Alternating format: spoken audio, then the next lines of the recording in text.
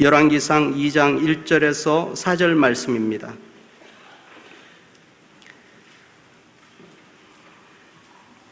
열왕기상 2장 1절에서 4절, 구약성경 511쪽입니다.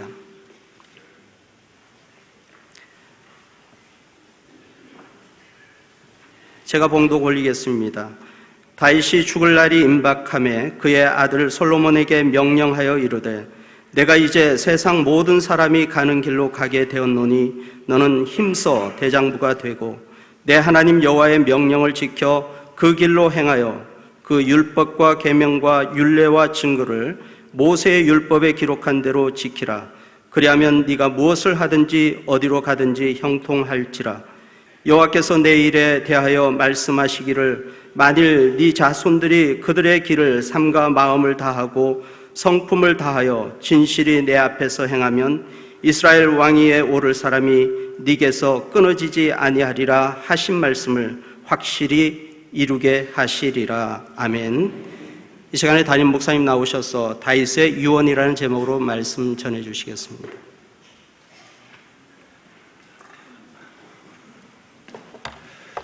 예배에 오신 걸 환영합니다. 주차장 때문에 많이 힘드셨을 텐데 그래도 함께 예배해 주셔서 감사합니다. 우리 옆에 계신 분하고 이 시간 환하게 웃으면서 인사하겠습니다. 오늘 같이 예배 드려서 감사합니다. 고맙습니다 하고 인사하겠습니다.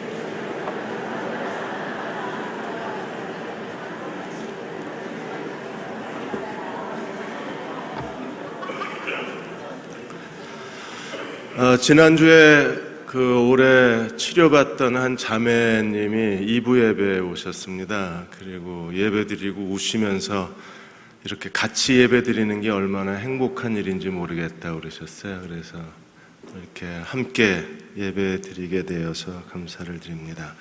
이번 주 토요일 날 부작교회 북세미나입니다. 아이들을 좀 잘 키워보고 싶으신 분들이 계시면 토요일 날 오시면 24가지 비법 가운데에서 중요한 7가지만 뽑았습니다. 그래서 아주 에센스 중에 에센스만 같이 나눌 거예요. 그래서 자녀를 참 잘 키워보고 싶다 하시는 분들은 부작교회 세미나에 함께 와주시기 바랍니다.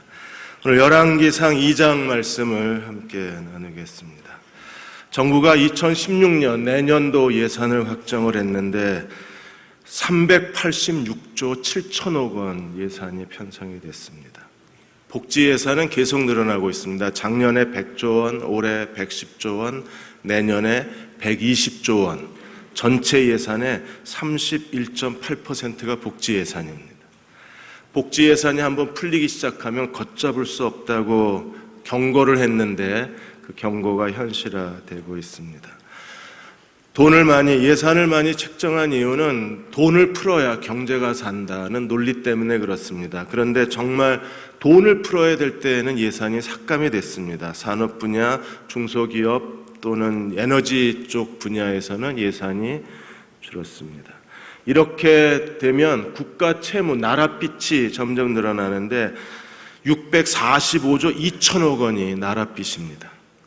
전체 국내 총생산 GDP의 40.1%입니다. 국가 경제, 건전한 국가 경제 마지노선이 40%인데 40%를 넘어간 거예요. 내년도에도 이렇게 예산이 확정이 되면 차기 정부에게 물려줄 나랏빚이 700조가 넘을 것으로 이렇게 추정을 합니다. 경제가 나아져야 되는데 경제가 나아지도 않습니다. 올해도 3% 밑돌 것으로 전망을 하고 차이나 쇼크에 수출 부진에 미국이 금리 인상하면 제2의 동남아 외환 위기가 오지 않을까 두려워하는 상황이 벌어지고 이런 위기를 극복하려면 정부가 구조조정을 하는 게 최선의 방법이라고 얘기를 했습니다. 솔로몬은 어떻게 됐을까요? 솔로몬은 20대에 다윗의 뒤를 이어서 왕이 되었는데 오늘 2장에서 솔로몬이 왕으로 즉위하자마자 솔로몬에 대한 평가가 놀랍습니다. 2번이나 반복해서 솔로몬에 대해서 그 나라가 견고해졌다 그랬어요. 20대에 왕이 되었는데 즉위하자마자 견고해졌습니다. 그래서 2장 12절에 솔로몬이 그 아버지 다윗의 왕위에 앉으니 그의 나라가 심히 견고해졌다. 46절에 이에 나라가 솔로몬의 손에 견고해졌다. 강력한 강대국이 된 겁니다. 솔로몬의 왕권이 견고해진 겁니다. 솔로몬의 리더십이 나라를 이끌어가기에 충분하게 되었습니다. 어떻게 이렇게 20대의 왕이 되어서 다윗의 뒤를 이었는데 강력한 국가를 만들어갈 수 있었는가? 오늘 솔로몬 2장의 이야기를 두 파트로 나누어서 살펴보고자 합니다. 먼저 2장 1절에서 12절까지 다윗의 유언, 다윗의 죽음에 대해서 생각하고자 합니다. 하나님께서는 사람마다 사람을 세우실 때 항상 성공에 대해서 얘기를 하셨는데 오늘 다윗은 그가 마지막 아들 솔로몬에게 유언을 남기는 장면이 나와요. 하나님은 오랜 세월 동안에 하나님이 쓰시는 사람들의 성공 방정식은 똑같았습니다. 하나님이 여호수아를 세우시면서 하신 말씀이나 다윗이 지금 솔로몬에게 준 말씀이나 아니면 신명기에 하나님께서 축복의 약속을 주시면서 하신 말씀이 똑같아요. 하나님 나라는 변하지가 않는 겁니다. 세상은 시대가 바뀌면서 새로운 리더십 성공 공식이 나오지만 하나님 나라는 동일하게 하나님께 이렇게 살면 너희가 형통하리라고 약속을 해주신 거예요. 2장 2절에 내가 이제 세상 모든 사람이 가는 길로 가게 되었으니 너는 힘써 대장부가 되라. 강하고 담대하라. 3절에 내 하나님 여호와의 명령을 지켜 그 길로 행하여 모든 법률, 계명, 율례, 증거를 모세 율법에 기록한 대로 율법대로 너희가 순종하면 내가 무엇을 하든지 어디를 가든지 형통하리라. 타스킬이라는 형통이라는 단어는 최고의 탁월함, 최고의 지혜를 갖는다는 거예요. 하나님의 율법을 순종하는 사람에게 하나님이 주시는 놀라운 은혜가 최고의 지혜를 가져. 여러분, 사람이 지혜로우면 어디를 가든지 무엇을 하든지 그가 하는 일이 형통할 수밖에 없잖아요. 그리고 4절에 또 하나의 성공의 비결을 말씀해 주었는데 여호와께서 내 일에 대하여 말씀하시기를 만일 내 자손들이 그들의 길을 삼가 마음을 다하고 성품을 다하여 진실이 내 앞에서 행하면 이스라엘 왕위에 오를 사람이 내게서 끊어지지 아니하리라 하신 말씀을 확실하게 이루어지겠다. 하나님께 진실해라. 그러면 다윗의 언약, 내 뒤를 이어서 왕들이 끊어지지 아니하리라 하신 약속을 내가 확실하게 이루어주겠다는 거예요. 하나님께 순종하면 내 길이 평탄하게 될 것입니다. 하나님께 진실하면 내가 내게 약속한 것을 다 이루어주겠다는 거예요. 그러므로 다윗이 솔로몬에게 남겨준 이 유언의 말씀이야말로 오늘 이 시대를 사는 그리스도인들도 이 유언을 따라 우리가 하나님께 순종하면, 하나님께 진실하면 하나님께서 우리의 길을 형통하게 하시고 우리 개인의 인생을 향해서 하나님이 가지고 계신 그분의 계획을 성취해 주실 것입니다. 요즘에 해커들은 상대방 기업의 설계 도면이나 고객 정보만 빼돌리지 않습니다. 최근에 해커들은 그 기업체의 오랜 경영 노하우를 빼갑니다. 경영 노하우를 빼서 신생기업에다 팔아먹습니다.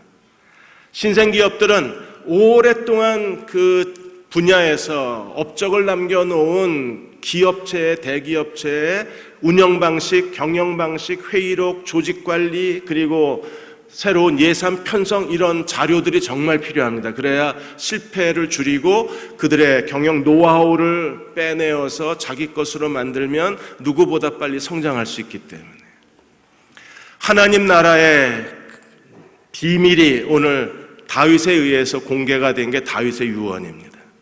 우리도 이 공개된 비밀을 가지고 하나님께 순종하고 하나님께 진실한 종들이 되면 하나님이 이 시대에서 우리 인생을 그분이 책임져 주실 거예요. 또 다른 다윗의 유언은 정말 충격적입니다. 2장 5절에서 9절까지 다윗이 솔로몬에게 유언을 남겨놓았는데 다윗의 인생에서 고통을 준 사람들에 대해서 얘기하고 다윗의 인생에서 친절을 베푼 사람에 대해서 너는 보답하라고 말해요. 유언입니다. 그래서 먼저 5절 6절에 보시면 수르야의 아들 요압에 대해서 그가 어떻게 내 인생의 골칫거리가 됐는지 네가 아니까 너는 지혜로우니까 그의 영혼이 평안히 음부에 가지 못하게 하라. 그리고 7절에 마땅히 길르앗 바르실레는 압살롬의 반란 이후에 반란으로 다윗이 도피했을 때 다윗에게 많은 선물과 음식을 제공했던 사람이 바르실레입니다. 이 바르실레에 대해서는 그 아들들에게 보답을 해라. 그래서 왕의 식탁에 바르실레의 아들들을 초청해서 왕의 가족처럼 식사 자리에 초대해서 보답하라고 얘기를 해요. 그리고 시므이에 대해서 8절에 베냐민 사람 게라의 아들 시므이에 대해서 그가 나에게 어떻게 악한 말로 저주했는지 네가 아니까 너는 그의 영혼이 편안히 음부에 내려가지 못하게 하라. 저는 정말 놀랐습니다. 다윗이 이중인간인가? 이 사람 위선자야 하는 생각이 들었어요. 왜냐하면 사울을 죽일 수 있는 기회가 3번이나 있었는데 사울에 대해서 다윗이 뭐라 그랬습니까? 사무엘상 26장 10절 11절에 사울에 대해서 다윗이 자기 손으로 원수를 갚지 않았어요. 그리고 분명히 이렇게 얘기했습니다. 여호와께서 그를 치시리니 혹 죽을 날이 교통사고로 죽거나 메르스로 죽거나 아니면 전쟁에 나가서 죽거나 아니면 실수로 아파트 계단에서 떨어져 죽거나 죽을 날이 이르거나 전쟁에 나가서 망하리니 내 손을 들어 여호와의 기름 부음 받은 자를 치는 것은 여호와가 금하신다. 사울은 다윗이 직접 손을 대지 않았어요. 그런데 지금 요압과 시므에 대해서는 자기가 손을 대는 건 아니지만 그래도 자기 아들 솔로몬에게 말하기를 네가 알아서 하라는 거예요. 시므에 대해서는 뭐라 그랬나요? 사무엘하 16장 10절에서 12절까지 시므이가 압살롬의 반란으로 도망가는 다윗을 쫓아가면서 티끌을 날리고 돌을 던지면서 시므이가 어떻게 다윗을 저주했어요? 그 저주하는 시므에 대해서 다윗이 어떻게 말했습니까? 그가 저주하는 것은 여호와께서 그에게 다윗을 저주하라 하심이니 시므이가 한 게 아니라 하나님이 그에게 다윗을 저주하라고 시켰다고 분명히 고백을 했습니다. 그리고 계속해서 말씀하시기를 네가 어찌하여 그리하였느냐 할 자가 누구겠느냐 여호와께서 그에게 명령하신 거라 그랬어요. 그리고 여호와께서 나의 원통함을 감찰하시니 오늘 그 저주 때문에 여호와가 내게 선으로 갚아주시길 원하노라 하나님께 절대적으로 의탁을 했습니다. 근데 이제 와서 죽여 이럽니다. 하나님이 시키셨다고 말할 때는 언제고 이제 와서는 네가 알아서 죽여라. 넌 지혜로운 아들이니까. 다윗이 이중인간인가요? 다윗이 지금 왜 이럴까요? 우리는 물론 선에 대해서 선으로 갚는 건 이해합니다. 그리고 악은 반드시 악으로 갚아야 합니다. 그게 하나님 나라 법칙이었으니까. 그런데 여호와가 시켰다고 분명히 얘기를 하고 이제 와서 죽으면서 솔로몬에게 유언으로 남기는 게 네가 알아서 하라는 거죠. 아베 총리가 다시 총리 연임이 됐습니다. 그래서 무투표 선거 총리 연임이 되게 연임을 했습니다. 말이 잘 안 나. 이분 얘기만 하면 말이 자꾸 안 나. 김일성보다 더해요. 아예 투표도 없이 연임이 됐으니까. 이제 3년 더 역사를 지우려고 안간힘을 쓰는 아베의 뒷모습을 우리는 부끄럽게 쳐다봐야 합니다. 후쿠시마 원전 사태가 일어나고 오랜 경기 침체로 일본 국민들이 사기가 다 떨어졌을 때 강한 일본을 말하면서 일본 국민을 다시 일으켜 세우겠다 그렇게 리더십을 보여주어서 그래서 지금까지 돈을 풀어서 경제를 살리고 그리고 국민들에게 그동안에 2차 세계대전을 일으키는 그런 과거의 역사에 대한 부끄러움에서 이제 일본 국민들이 더 이상 과거의 죄로 인하여 부끄러워할 필요가 없다고 말하면서 역사를 지워버리고 있잖아요. 그 뒤에 누가 있습니까? 미국이 있는 겁니다. 미국이 일본하고 동맹을 맺고 물론 중국을 견제하기 위해서 하는 일이겠지만 우리로서는 안타까운 일이잖아요. 과거에 그들의 죄를 다 없던 걸로 해주고 군사적 동맹까지 맺어가면서 중국을 견제하기 위해서 이해할 수 없는 건 정말 미국의 태도인 것 같아요. 그런데 더 이해할 수 없는 게 다윗의 태도입니다. 이제 와서 왜 그동안 쿨하게 하나님이 다 하신 일이라고 쿨하게 인정했다가 이제 와서 왜 솔로몬에게 죽이라고 얘기를 해야 되는가?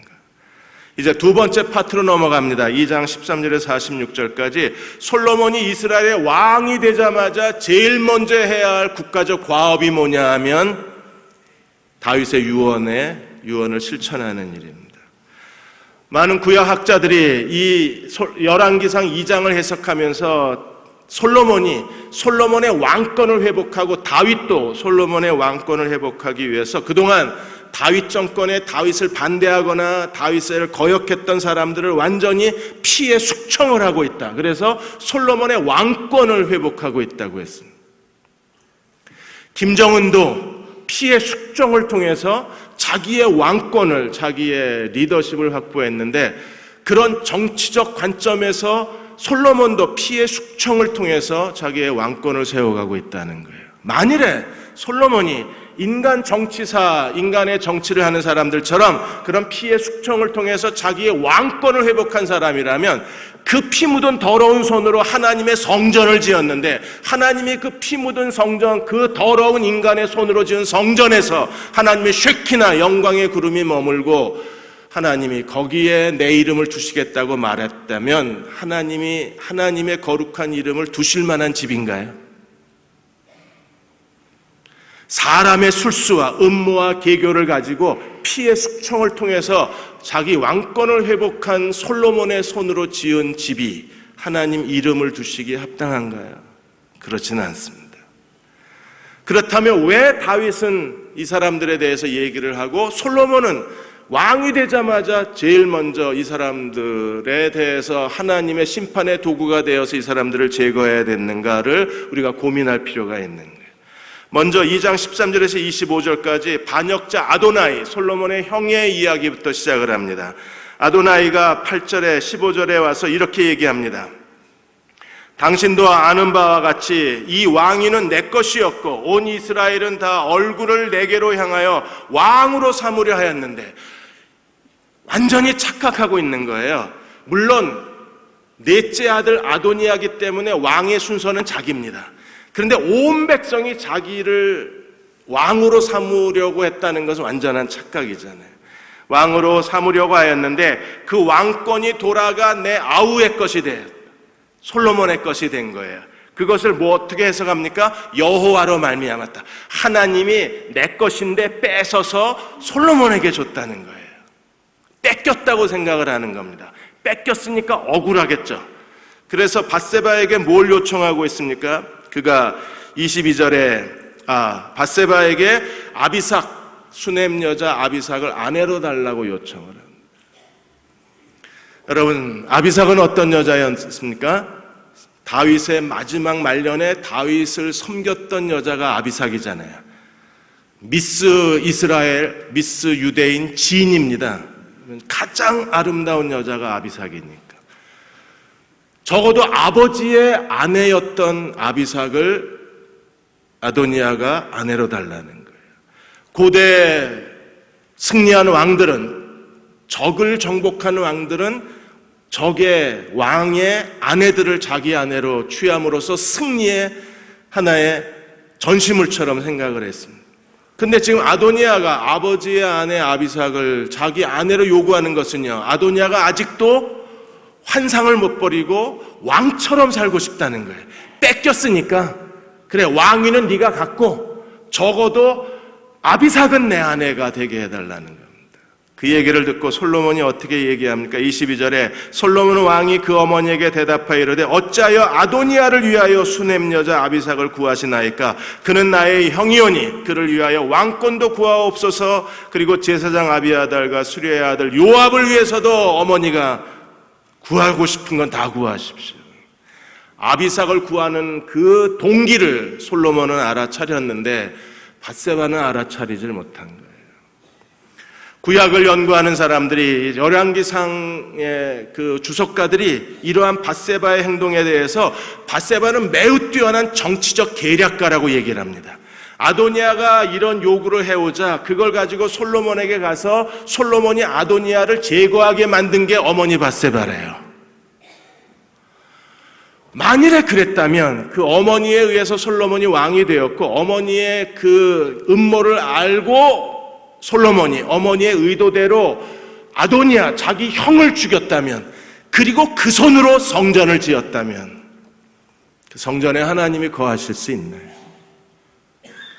사람의 정치적 관점, 사람의 사회적 상식으로 보면 그렇게 해석할 수도 있습니다. 그러나 만일에 우리가 솔로몬이 그렇게 행동한 것이라고 가정을 한다 그러면, 그렇다면 하나님은 정말 솔로몬이 지은 성전에 거기 거하실 수 있는가? 거기서 드리는 제사를 받으실 수 있는가? 아도나이에 대해서 솔로몬이 어떻게 처리를 했나요?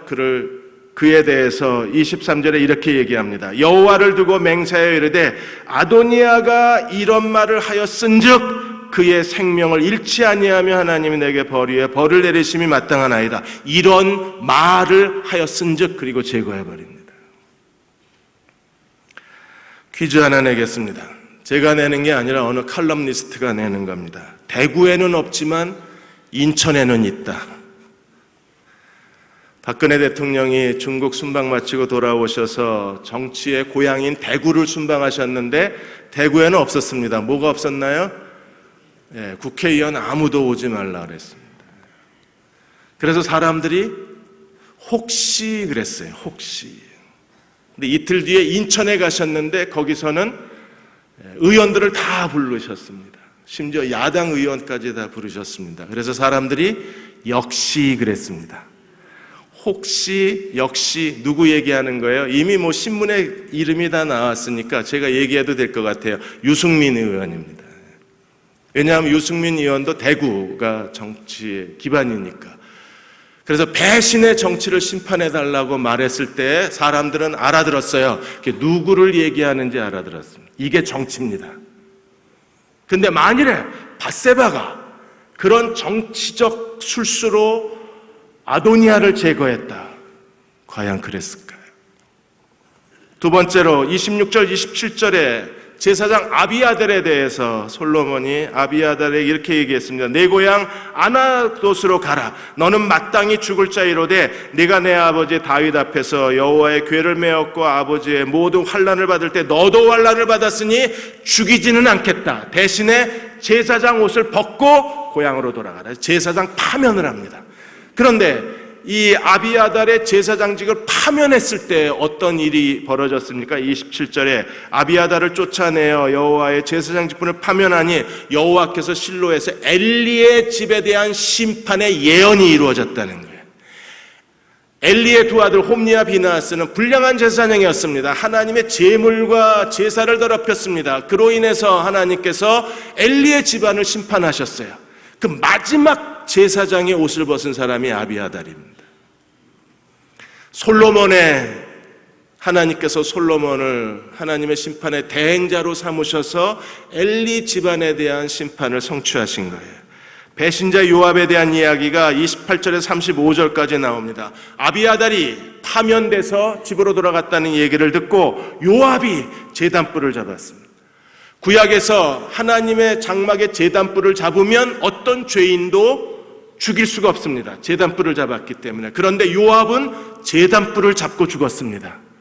그래서 솔로몬이 하나님의 율법을 범하고 하나님의 성전을 더럽히고 솔로몬은 잔인한 왕이라고 그렇게 해석을 합니다.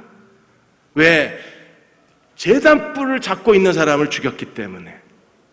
만일에 솔로몬이 하나님을 두려워할 줄도 모르고 제단불을 잡은 사람을 처형할 만큼 잔인하고 그리고 완고한 사람이라면 성전을 더럽힌 사람의 손으로 지은 성전에 하나님이 거하실 수 있느냐는 거예요. 근데 어떻게 요압은 제단불을 잡고 죽었나요? 요압이 뭐라 그랬습니까? 나 여기서 죽겠다 그랬어요. 제단불을 잡고 여기서 죽여달라 그랬어요. 그러자 솔로몬이 어떻게 얘기합니까? 31절에 왕이 이르되 그의 말과 같이 하여 그를 죽여 묻으라. 어디에 묻었어요? 자기 집에다. 그래도 하몬드 신학자가 말한 것처럼 다윗의 용사로서의 정중한 예를 다한 겁니다. 자기 집에다 묻은 것은. 요압은 어떤 사람이었습니까? 그는 다윗에게 정말 골치 아픈 사람이었어요. 다윗이 요압으로 인해서 그는 매우 뛰어난 장군이요 그리고 뛰어난 전략가였습니다. 다윗의 왕권에 있어서 요압이 차지한 그 공헌은 굉장히 큽니다. 그런데 요압은 그야말로 트러블 메이커였어요. 온갖 불편한 일을 다 저지르고 다윗 인생의 가장 골칫거리가 요압이었습니다. 그의 죄에 대해서 32절에 이렇게 말합니다. 여호와께서 요압의 피를 그의 멀리에 돌려보내실 것은 그가 자기보다 의롭고 선한 두 사람을 쳤음이라. 곧 이스라엘 군사령관 넬의 아들 아브넬을 죽이고, 사무엘하 3장에서. 그리고 예델의 아들 아마샤, 유다 군사령관 아마샤, 사무엘하 20장에 이 죄 없는 사람들을 까닭없이 죽임으로 그 피를 흘렸다는 거예요. 그래서 그 피로 말미암아 하나님께서 요압의 피가 자기 머리에 돌아가게 하라고 얘기하셨습니다. 그리고 하나님은 즉각적으로 교체해 버리셨습니다.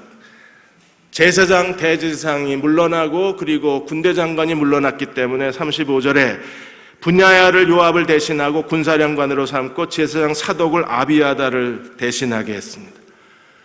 이 요압을 죽인 것에 대해서 또 사람들은 얘기합니다. 솔로몬 왕권이, 다윗이 솔로몬에게 요압이 자기를 평생을 괴롭혔으니까 솔로몬도 괴롭힐 것을 예상하고 아예 미리 차단하기 위해서 솔로몬에게 요압을 제거하라고 시켰다는 거예요. 다윗이 그런 사람인가요? 그렇게 야비했나요? 그렇게 인간적으로 염려가 가득한 사람이었습니까? 다윗이 겨우 그 정도밖에는 생각할 줄 모르는 그런 위인이었나요? 내가 괴로웠으니까 내 아들도 괴로울지 몰라, 아예 죽여버려, 이렇게 얘기했나요? 그런데 예수님이 그 다윗의 자손으로 이 땅에 오셨으면 예수님도 그 야비함을 닮았나요? 36절에서 46절까지 마지막 사람 시므이에 대해서 이렇게 얘기가 나옵니다. 왕이 사람을 보내어 시므이를 불러서 가택연금을 하고 거리 제한 조치를 했어요. 너는 예루살렘에 와서 집을 짓고 살고 절대로 예루살렘을 떠나지 마라. 그래서 가택연금을 했습니다. 그런데 시므이가 처음 3년은 잘 지켰는데 3년 만에 자기 종이 기드론 시냇가를 건너서 도망가자. 시므온이 아마 3년 만에 약속을 잊어버렸을 거예요. 분명히 기드론 시내를 건너는 순간 내가 너를 죽일 거라고 그렇게 솔로몬하고 맹세를 하고 솔로몬의 명령을 알면서도 3년이 지나고 아마 잊어버렸을 것 같아요. 그리고 기드론 시내를 건너서 도망친 노예들을 붙잡아 오는 순간에 솔로몬에게 보고가 들어갑니다. 그래서 솔로몬이 뭐라고 얘기합니까? 43절에 네가 어찌하여 여호와를 두고 한 맹세와 내가 네게 이른 명령을 지키지 아니하였느냐. 시므온에게 이렇게 솔로몬이 얘기합니다. 왕이 또 시므이에게 이르되 네가 네 마음으로 아는 모든 악, 내 아버지께 행한 모든 발을 내가 스스로 안하니 여호와께서 내 악을 내 머리에 돌려보내시리라. 시므이가 한 악이 뭐였어요? 압살롬의 반란으로 다윗이 도망갔을 때 끝까지 따라오면서 저주와 욕설과 비난을 퍼부었댔던 사람이 사울 집안의 시므이입니다. 솔로몬은 내 마음으로 아는 악, 너도 알고 있는 악, 그리고 내가 스스로 알고 있는 악. 다윗은 하나님이 시키신 거라고 얘기했지만 그러나 여전히 그 악은 남아있는 거였었어요. 우리가 사람들에게 함부로 비난하고 사람들을 저주하고 사람들의 마음에 상처되는 말을 하는 건 얼마나 위험한 일인지 모릅니다. 모간 블레이즈 그분이 칼럼을 하나 써서 거기에 이렇게 얘기를 했습니다. 나는 치명적인 타격을 가질 수 있는 힘과 기술이 있습니다. 나는 상대방을 죽이지도 않고 승리할 수 있습니다. 나는 가정과 국가 어느 조직과 단체도 파괴할 수 있고 수많은 사람들을 파멸로 몰아넣을 수가 있습니다. 나는 바람의 날개를 타고 어디든지 갑니다. 아무리 순결한 사람이라도 내 앞에서는 무력합니다. 아무리 깨끗한 사람이라도 나는 그 사람을 더럽힐 수 있습니다. 나는 바다보다 더 많은 노예와 종들을 거느리고 있고 결코 망각하거나 결코 용서하지 않습니다. 내 이름은 비난입니다. 어려서부터 부모에게 비난의 말을 듣고 산 사람들은요, 나이가 들어서도 결코 망각하거나 결코 용서하지 않습니다. 직장 상사로부터, 가까운 사람들로부터 업신여김의 말, 비웃음의 말, 조롱의 말, 함부로 사람들이 나에 대해서 한 말이 그대로 내 인생을 파멸시키는 거예요. 비난의 말이 가정을 파괴시키고 서로 뒤에서 욕설과 정죄와 그리고 부정적인 말들이 하나님의 교회를 무너뜨리고, 이렇게 여야가 국정감사하면서 서로가 서로를 헐뜯고 인간 이하의 말들을 쏟아놓고 거기에 분노하고 싸우는 모습을 보면서 나라의 미래를 생각할 수가 없는 거예요. 시므온의 그 악, 저주의 악, 저주의 말들, 다윗은 그것을 하나님이 시키신 일로 보고 용서했지만 그러나 여전히 그 악은 남아있는 거예요.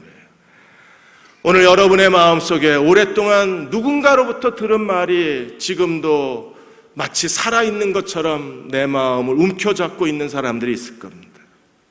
가족이라는 이유 때문에 아무 생각 없이 내뱉은 말들이 가족들의 마음에 남아서 서서히 그의 영혼을 죽이고 삶을 파멸을 이끌어가고 점점점 사람으로 하여금 무능한 사람으로 만들어낼 수도 있는 거예요. 저주의 말은 죽을 때까지 없어지지가 않는 겁니다. 망각도 없고 용서도 없는 거예요.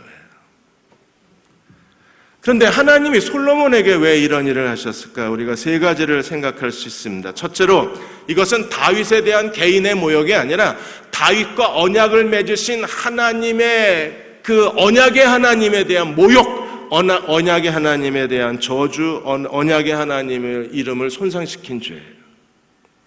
개인의 죄가 아닙니다.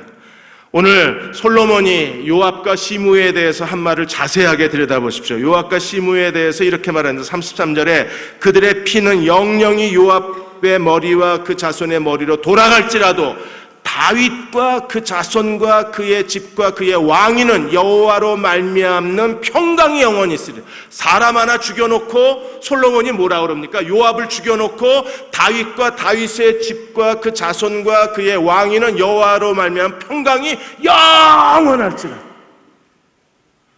그 요압이 지금 배신을 한 것은 단순히 다윗 개인에 대한 게 아니라 그의 자손과 그의 왕위와 메시아의 언약까지 다 포함하는 거예요.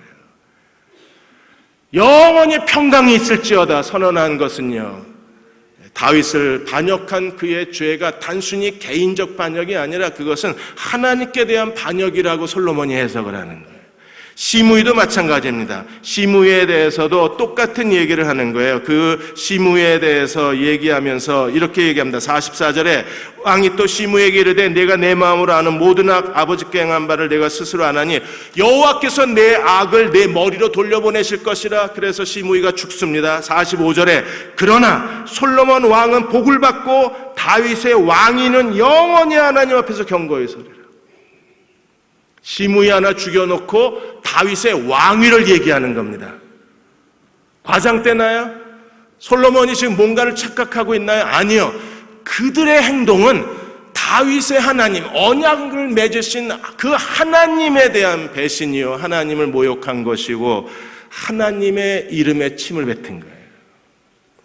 사랑하는 여러분, 어떤 행동은 우리가 저도 사람인지라 저도 사람들에 대해서 함부로 말할 수 있고 비난의 말을 할 수도 있고 서운한 말을 하기도 하고 저도 사람들에 대해서 부정적인 얘기를 합니다. 그런데 어떤 행위는 사람들에게 그렇게 했는데 어떤 행위는 그게 하나님의 주권을 건드리는 거예요. 요압도 시므이도 그래서는 안 됐었어요. 그게 단순히 다윗에 대한 것이 아니라 다윗에 대한 서운함 때문에 아도니아가 그랬는지도 모릅니다. 다윗에 대한 서운함 때문에 요압이 그랬는지도 몰라요. 시므이는 사울 집안의 사람이었기 때문에 다윗이 그렇게 고통당하는 게 그게 선과 악을 주관하시는 하나님의 심판이라고 생각해서 막 맹렬하게 쏟아놨는지 모릅니다. 그런데 그게 하나님의 주권을 건드린 거예요. 우리가 사람들 앞에 조심해야 될 것이 하나님의 심판의 손에 빠져들어가는 겁니다. 히브리서 10장 30절 31절에 이렇게 말씀했습니다. 원수 갚는 것이 내게 있으니 내가 갚으리라 하시고 또 주께서 그 백성을 심판하리라 말씀하신 것을 우리가 아노니 원수를 갚는다. 심판은 하나님의 하시는 일이다. 그리고 히브리서 기자가 두려워하는 게 무엇입니까? 하나님의 손에 빠져 들어가는 게 두렵다 그랬습니다. 우리가 사람들에게 함부로 대해서는 안 되는 이유가 자칫 나의 행동이 하나님의 주권을 건드릴 수 있어서 그래요. 예수님 뭐라 그러셨습니까? 어린아이가 내게 오는 것을 영접하라. 어린아이를 영접하는 사람은 나를 영접한다 그랬습니다. 마태복음 25장에서는요. 너희 중에 지극히 작은 자 하나에게 한 것이 곧 내게 한 것이라고 말씀을 하십니다. 두 번째, 오늘 2장에서 우리가 배워야 할 중요한 하나님의 주권의 교훈이 무엇입니까? 사람은 심는 대로 거둔다는 겁니다. 갈라디아 6장 7절에 스스로 속이지 말라. 하나님은 업신여김을 받지 아니하시나니 사람이 무엇으로 심든지 그대로 거두는, 심는 대로 거두는 거예요. 우리 옛날 어른들도 그러잖아요. 콩 심은 데서 팥날 수가 없다고. 심는 대로 거두는 겁니다. 이미 26절에 우리는 아비아달이 죽지 않고 귀양 조치됐습니다. 왜요? 과거에 아비아달이 제사장이어서 하나님의 법궤를 메웠고 다윗과 함께 환난을 같이 나누었다고 하는 과거의 크레딧이 인정이 돼서 아비아달은 죽지 않고 귀양 조치된 겁니다. 또 7절에서 다윗이 무르실레의 아들에 대해서 바르실레의 아들에 대해서 왕의 식탁에 초대하라고 한 것은요, 그가 다윗에게 친절을 베풀었기 때문에. 다른 사람들은 어떤 사람들이었나요? 반드시 그들의 악을 그들의 머리로 돌려보내라는 겁니다.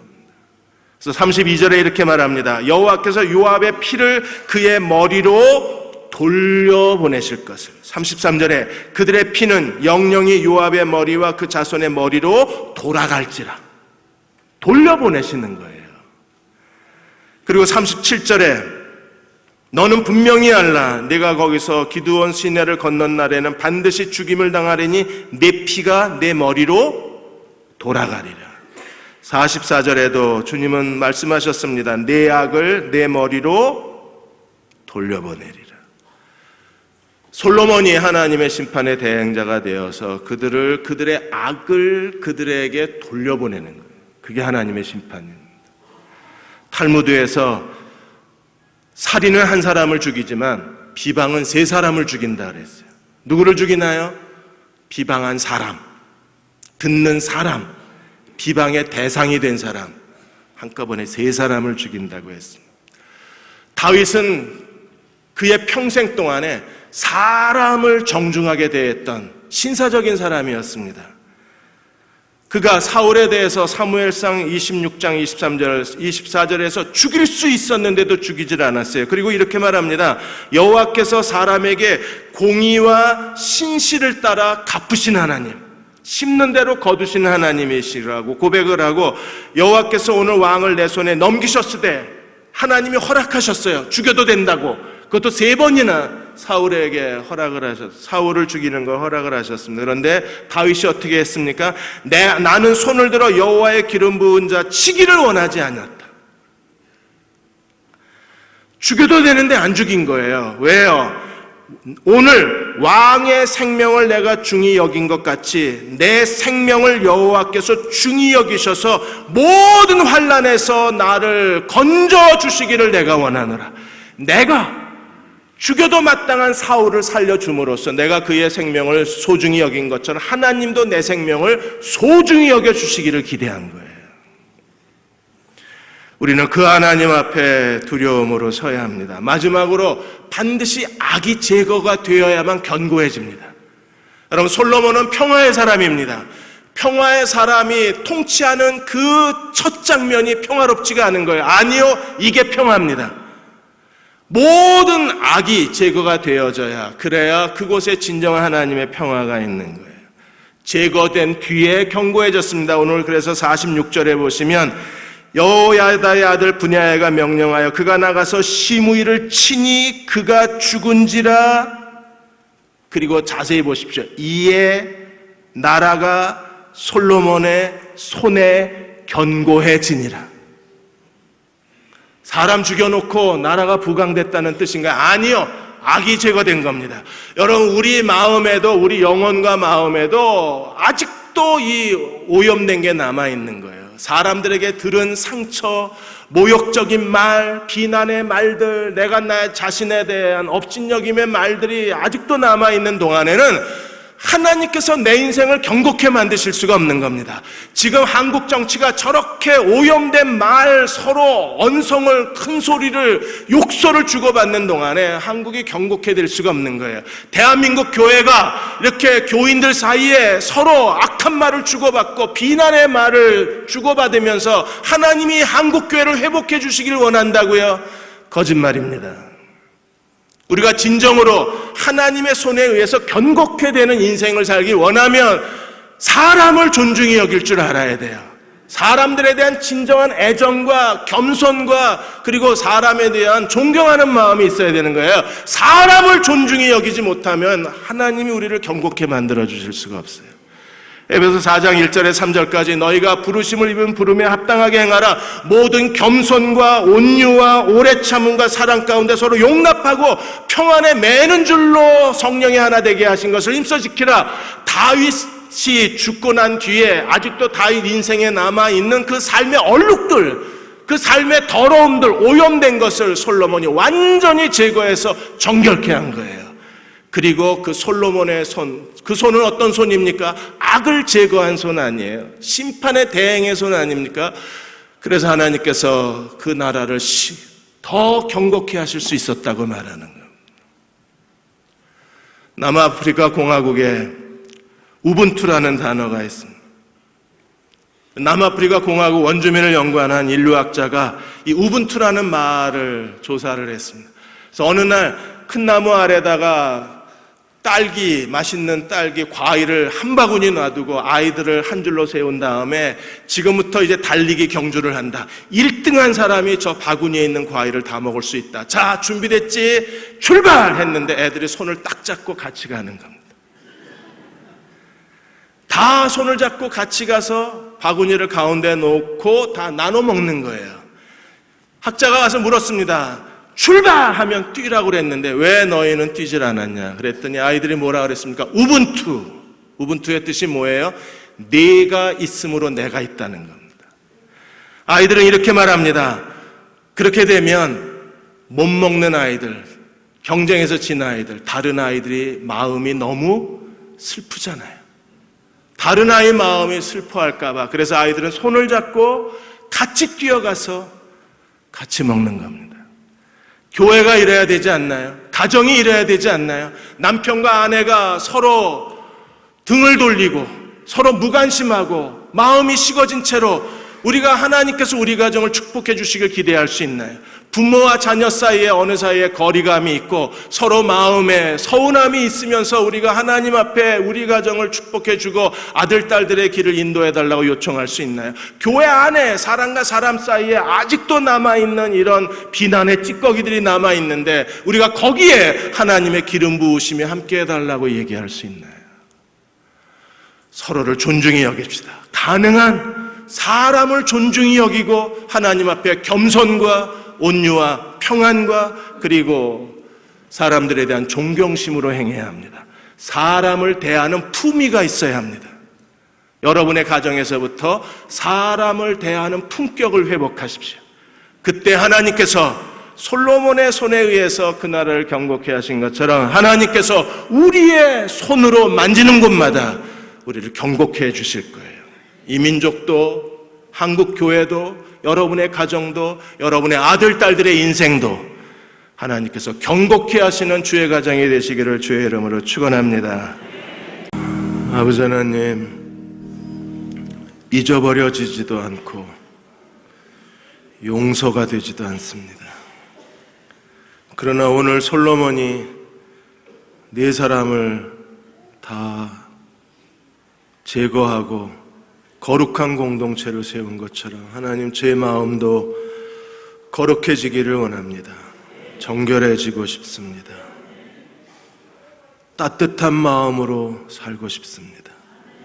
따뜻한 마음을 가진 사람들이 손해보는 것 같고, 따뜻한 마음으로 사는 사람들이 뒤처지는 것 같고, 따뜻한 마음으로 산다는 게 왠지 어울리지 않는 이 시대지만, 그러나 저희의 마음을 따뜻하게 하여 주옵소서. 마지막 하나님 앞에 섰을 때 후회 없는 인생을 살고 싶습니다.